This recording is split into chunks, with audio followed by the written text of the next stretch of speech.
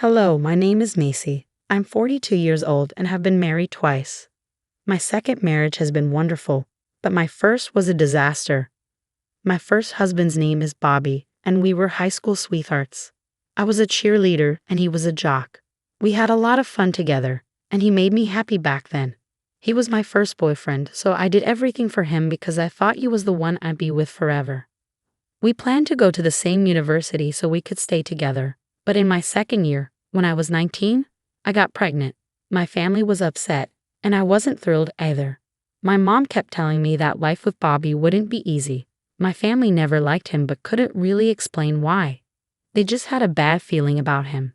As a teenager, I wanted to prove them wrong and rebel, so I ignored their concerns. Both our families agreed to support us until we graduated and got good jobs, and I'm still very thankful for that. Bobby and I got married at the courthouse and had our first child. At first, Bobby was a great father, and I felt like I was proving everyone wrong. Then 2 years later, I got pregnant again. By then, I had graduated from college, but I had to quit my job to take care of the kids. Bobby worked 2 jobs to support us. Life was hard. But at that time, I felt that as long as I had Bobby with me, I could handle anything.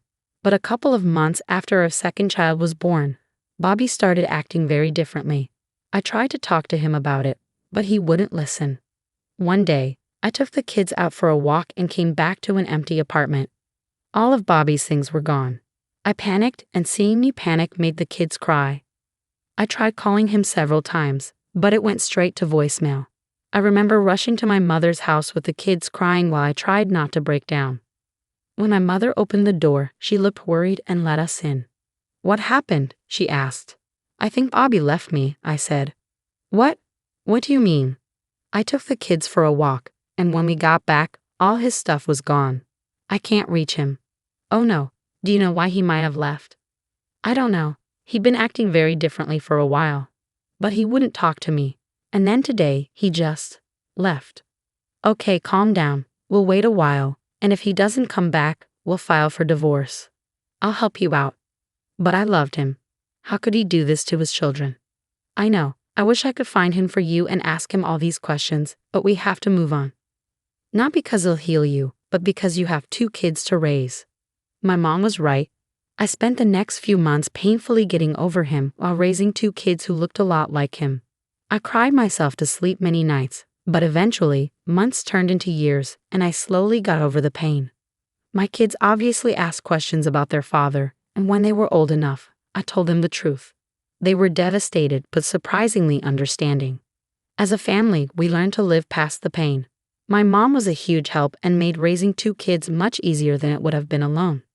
13 years after Bobby left, I met my current husband, Fred, at a bar during one of my friend's birthday parties.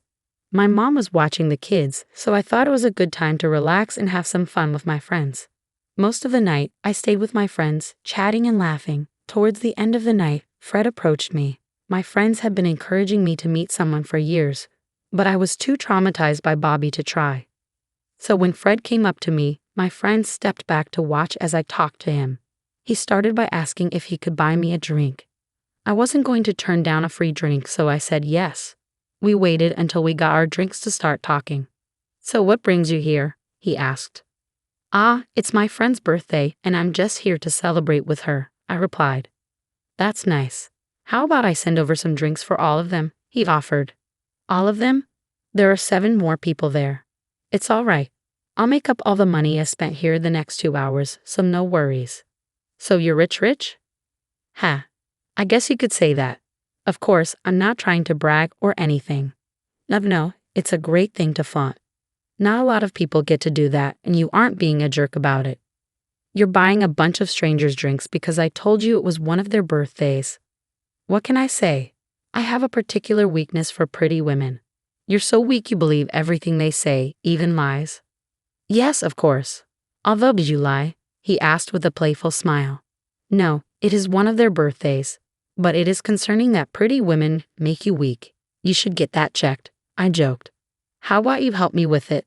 Maybe if I had a pretty woman by my side, I'd only have a weakness for one woman," Fred replied with a playful smile. It was a confidence boost to be called pretty by Fred, especially because he was so handsome. He looked like he could be on the cover of Vogue. I surprised myself by flirting back with him. I was usually quite introverted, so I don't know if it was the drink or just Fred's charm, but I felt comfortable being flirty. Eventually, my friends came to get me, thanking Fred for the drinks. Before I left, Fred and I exchanged numbers. From then on, we talked all the time. We started with texts, then moved on to calls whenever we had free time or something interesting to share. We also started meeting up more often. At first, we met in public places, but as time passed, we began hanging out at each other's homes. I was shocked when I saw Fred's house for the first time. It was like a mansion. Fred laughed and told me to get used to his wealth because it would soon be mine. Fred was very open about wanting to marry me. He told me countless times how comfortable he felt around me, and that just made me love him more. He was also completely okay with me having kids. When I told him about Bobby, he was genuinely upset for me. After that, he went above and beyond to show me how much he cared about me. Fred and Bobby were like night and day, and being with Fred made me realize why so many people didn't want me to be with Bobby. I was glad I got out of that relationship, but I hated how it ended. Fred helped me heal and move on from it, which I was incredibly grateful for. We only dated for a year before getting married. We had a destination wedding and flew out our closest friends and family. My kids were thrilled for me and constantly told me how much they loved Fred, which was a huge relief for me. Life from then on was smooth sailing. Fred eased all my worries and even helped with my kids' education, despite me insisting I could handle it. He showed me that he accepted all of us, not just me. He decorated my kids' rooms exactly how they wanted them before we even moved in together. Fred did everything Bobby didn't and more. It was a true turning point for my family, and that's how we grew into what we are today. From then on, Fred and I had a child of our own, but he never treated my kids differently. About a year after our marriage, my kids asked him to legally adopt them, which was another big moment for our family. After that, we became one big family. We did all the things families do, going out to eat, going on vacations, having fun together, you name it. My career was going well, and Fred's company was thriving too. There wasn't a single thing wrong in my life. Before I knew it, 7 years had gone by. Then, one day, out of the blue, I got a call from an unknown number. "Hello," I answered. "Look who it is. It's Macy." "Who is this? Don't you recognize me?" "Ah, I don't think you remember much anyway. It's Bobby here." "How are you doing?" the voice said. "Bobby? What the heck? How did you even get my number?" I asked, surprised. "Ah, I forgot how whiny you are. I just happened to come across your number and thought I'd give you a call to see how you've been," Bobby replied. "How has life been treating you since?" he asked. "Since you left me? Oh, come on, Macy. We were having way too much trouble, and both you and I know that we would have gotten divorced anyway. So you just chose to leave without saying a word." "Well, I wanted to avoid all the emotional drama, so I did what I had to do," Bobby said. "You are unbelievable. A pretty rich piece of work. Do you even realize the harm you caused me? Leaving was the best thing that ever happened to me." "Are you serious right now?" "Yes, I married a wealthy woman with kids, but I was willing to overlook it because of her money, and it paid off because she got me this amazing job that pays me so much. I'm living my dream." "So you abandoned your own kids to take care of someone else's. You gotta do what you gotta do, right? Please never call me again. Goodbye." I was stunned by the sheer audacity of that man to call me just to brag about his new rich lifestyle. Part of me wanted to keep talking to him just to find out where he was, so I could give him a piece of my mind. But I was so overwhelmed with emotions that I could barely think straight. After I hung up on him, I felt hurt, not for myself, but for my kids. They grew up without a father who was too busy taking care of his new wife's children.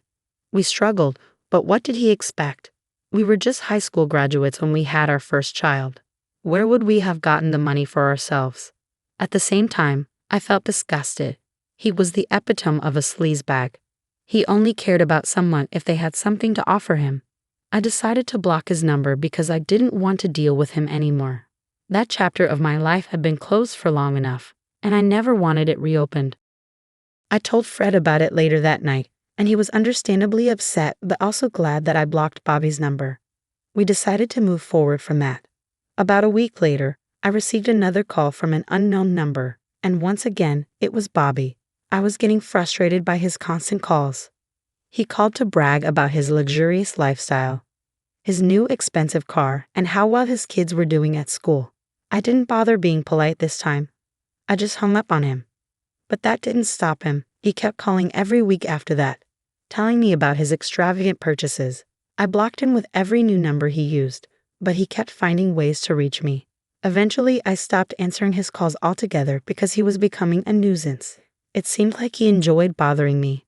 One day, when I was stressed at work, Bobby called me again. "Oh, hey, Macy," he said. "Can't you just leave me alone?" I snapped. "Oh, come on. I'm just trying to make up for lost time," he replied casually. "Well, you're 20 years too late. The kids don't care about you, and neither do I. Leave me alone," I said firmly. "You know you love it, Macy," he replied. "I really don't. I don't want to hear anything about you or your new good life." "Why? Are you jealous? Are you jealous I'm living the life that you'll never be able to live?" he taunted. "I can assure you I'm not." "Well, here's something that will definitely make you jealous. I just got a promotion. I don't give a crap." "You know you're jealous. I just got a promotion at Digidom, one of the finest media companies." "I'm going to hang up," I said, ending the call. I was furious and annoyed after the call, but something Bobby said kept nagging at me. I was too angry to think about it at the moment, so I pushed it aside. When I got back home, I couldn't shake the feeling, and then it hit me.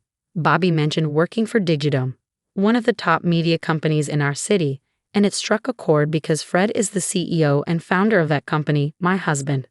I couldn't believe how perfectly the universe had aligned. This meant I finally had a way to teach Bobby a lesson, not just for bothering me, but also for abandoning his children. I waited eagerly for Fred to come home, bubbling with excitement to tell him about my day. "Did something happen? Why do you seem so hyper?" Fred asked when he saw me. "Nothing happened per se, but I did find out something big," I said, unable to contain myself. "Oh, what is it?" he asked, intrigued. Bobby called again. "That sick guy. If I could get my hands on him," Fred started, his anger evident. "That's the thing, he might be closer than we thought," I interrupted. "Huh? What do you mean?" "Well, today he called me to brag about his big promotion at work, and guess where he works?" I said, a grin spreading across my face. "You mean to tell me that he works at my company?" Fred exclaimed, disbelief evident in his voice. "Yeah." At first, I couldn't help but think his company name sounded really familiar, and then it hit me. I explained. "Did you really not remember the company I created?" Fred teased. "Listen, I was way too angry to remember my own name. Cut me some slack," I joked back. I'm kidding. Anyways, do you want me to fire him?" Fred asked. "Absolutely. But before you do, I was wondering if there was any way to humiliate him," I said. "Definitely. Bold of you to think that I wasn't going to fire him in the worst way possible for him," Fred chuckled. With that, we began planning our revenge. We decided to wait a few more weeks before executing our plan to fire him. We would record his calls to me and play them in front of everyone at a big company event in 2 months, which Bobby would be in charge of.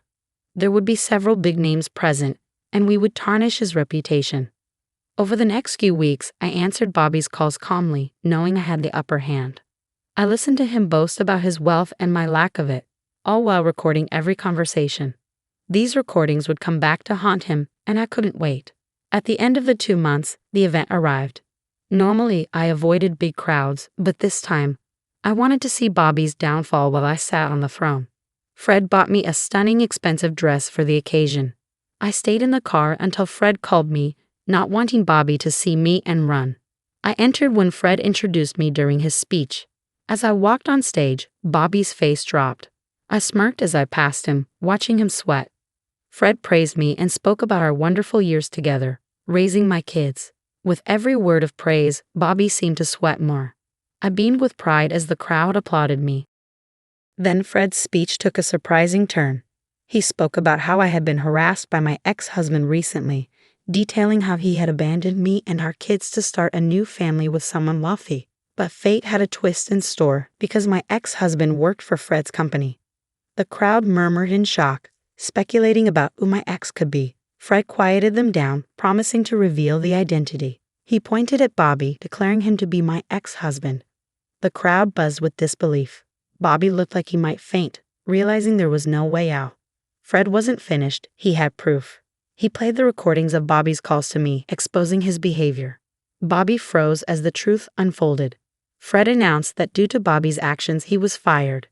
The crowd cheered as Fred and I left the stage. Bobby was escorted out, and the event continued smoothly. Revenge was served, and it tasted sweeter than anything else. "You're quite bold to call me again after last night," I answered the unknown caller. "You tricked me," the voice on the other end exclaimed. "What do you mean?" I asked innocently. You absolute witch. Don't play dumb with me. How could you not tell me that you were married again, and to my boss no less?" "As I've told you before, Bobby, I simply didn't care about you," I replied calmly. "I know that, but the least you could have done was inform me," he retorted. "So you would only stop harassing me if you knew who my husband was? And if my husband wasn't your boss, you would have continued." I countered. "Don't twist my words," Bobby protested. "I'm not twisting anything. And if we're talking about decency, Bobby, let's talk about you abandoning your family. If you could do that, I can certainly do this. Enjoy your new life, and I hope you find a new job," I said firmly. "I don't have a family anymore. My wife left me because of yesterday, and she took the kids. And it's all because of you," Bobby lamented. "I didn't do anything. You did this to yourself. Goodbye, Bobby, and good luck," I replied, ending the call. It felt empowering to finally stand up to Bobby and know that I had caused him to lose everything. I hope he learns never to mess with me or my family again. Fred and I continue to thrive together, and our kids have grown into wonderful adults. My life is peaceful once again, and I no longer stress about Bobby's calls. I finally feel vindicated and free. Thank you for listening to my story.